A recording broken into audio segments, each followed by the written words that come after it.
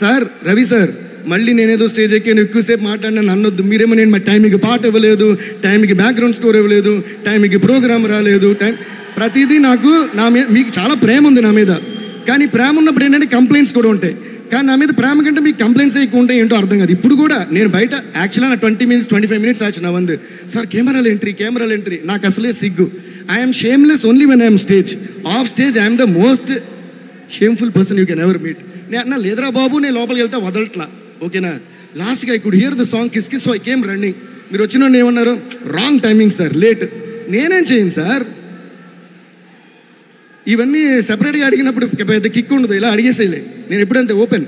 Okay sir, మొన్న చెన్నైలో చిన్న దేవిశ్రీ గారు అలా కామెంట్ చేయడం ఏమనుకుంటారు సార్? రాబిన్ ఇక్కడ వెనకాల నితిన్ గారు, దట్స్ ఓకే.